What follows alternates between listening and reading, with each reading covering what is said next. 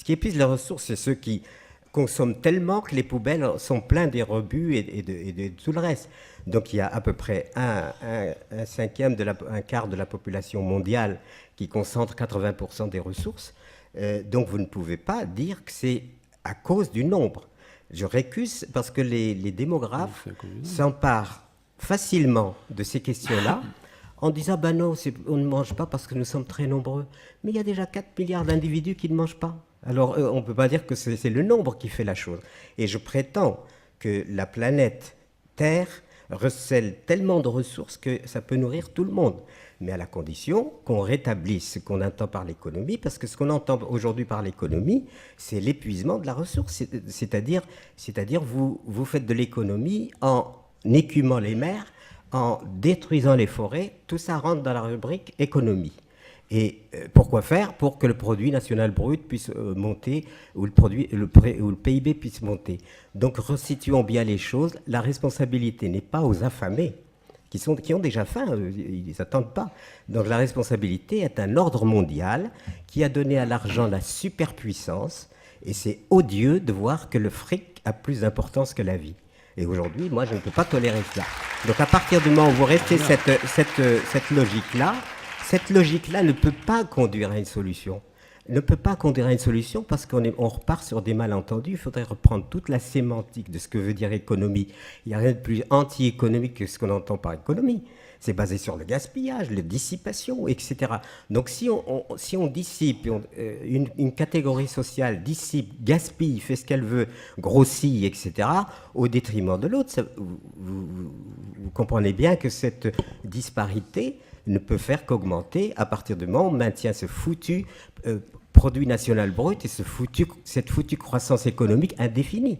La planète est limitée, on ne peut pas avoir de la croissance économique indéfinie. Il faut donc maintenant une politique où on met l'humain et la nature au cœur de nos préoccupations et une politique morale du partage et non pas une politique morale du profit indéfini. Je pense qu'un gros problème de l'agriculture qu'il y a donc, en ce moment donc, dans le monde, et donc d'un point de vue économique, c'est le problème de la bourse agricole qui en fait... Donc les cours des denrées alimentaires donc, sont fixés en fonction de l'offre et de la demande.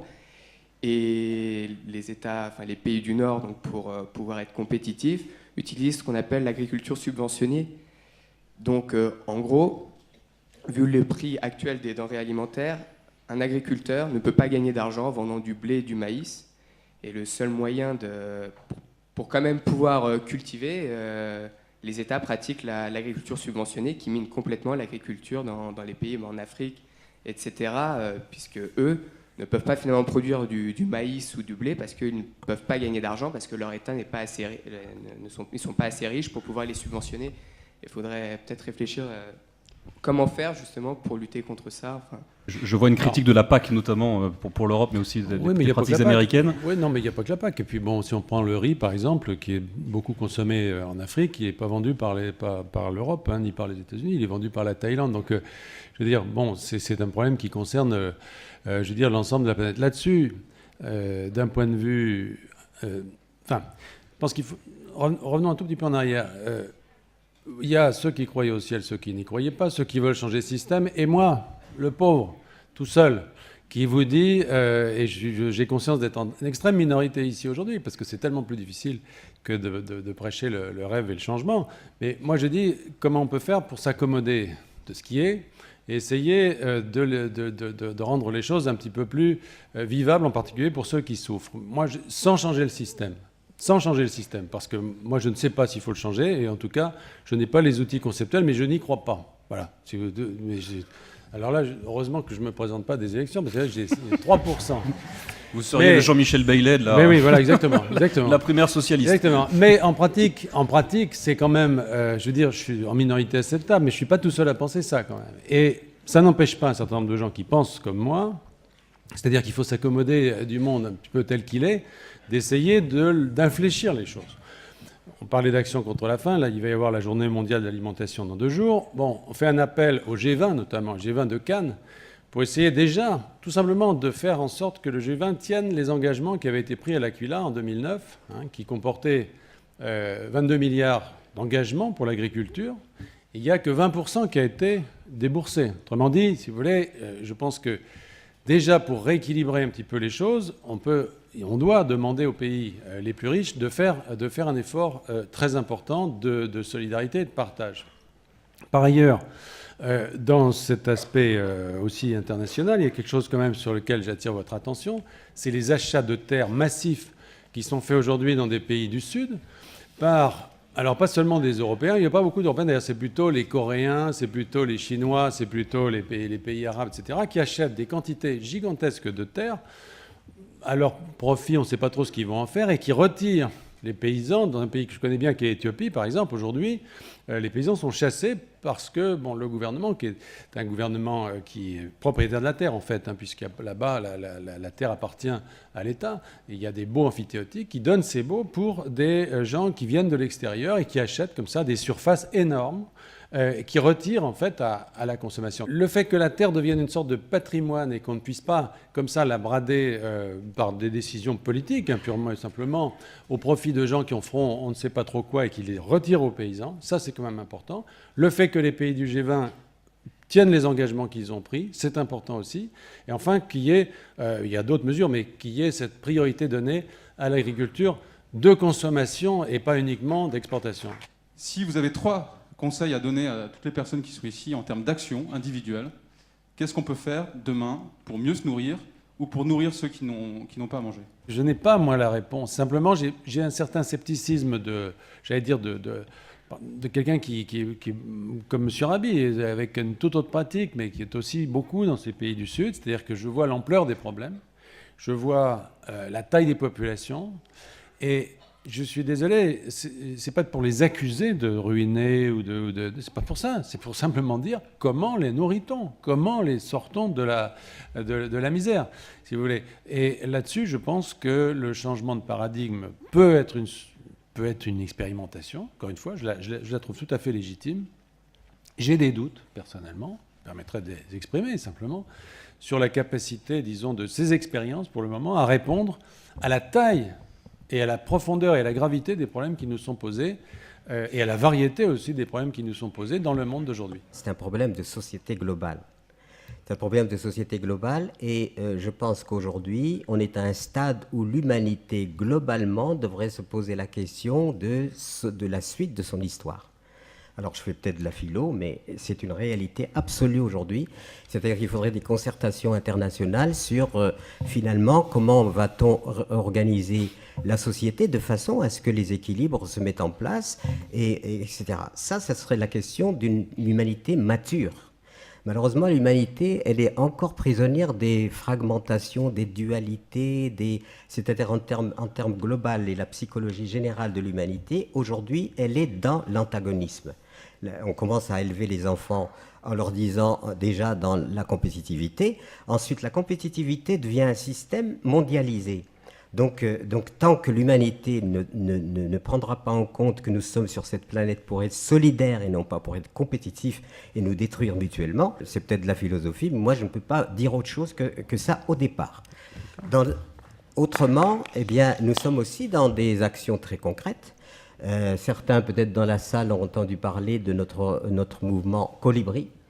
Qu'est-ce que c'est que le mouvement Colibri? Le mouvement Colibri, c'est d'interpeller chaque citoyen de façon à ce qu'ensemble, nous puissions nous réunir, nous concerter pour nous en sortir. Il ne faut pas croire que nous sommes désarmés, que nous sommes impuissants. Je n'y crois pas.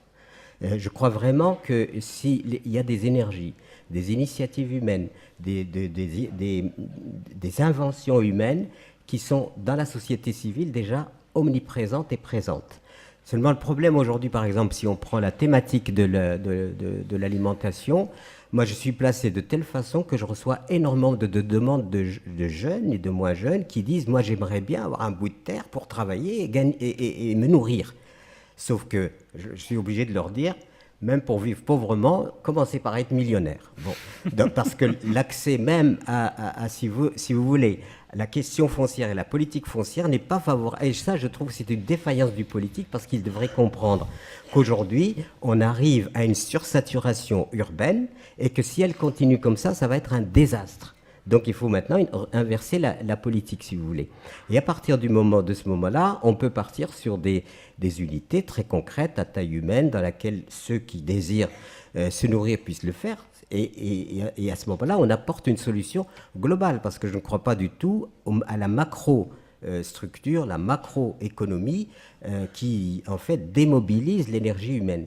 C'est la raison pour laquelle, c'est peut-être un scoop, enfin, j'en sais rien, j'en profite en tout cas pour faire ma petite pub, c'est qu'en 2012, pour 2012, nous sommes en train de préparer un mouvement qui parallèle, si vous voulez, qui n'a rien à voir avec la politique, mais en temps politique, pour bien mettre en évidence que la société civile est pleine d'inventions. Il y a beaucoup, beaucoup de choses. D'ailleurs, je viens d'écrire un petit bouquin qui va paraître fin de mois, d'ailleurs prescrit par les médecins si vous avez des insomnies comme tous mes autres livres, mais enfin, ça c'est remboursé par la sécurité sociale. Par la sécurité sociale. Et puis ce bouquin, il est intitulé Éloge du génie créateur de la société civile.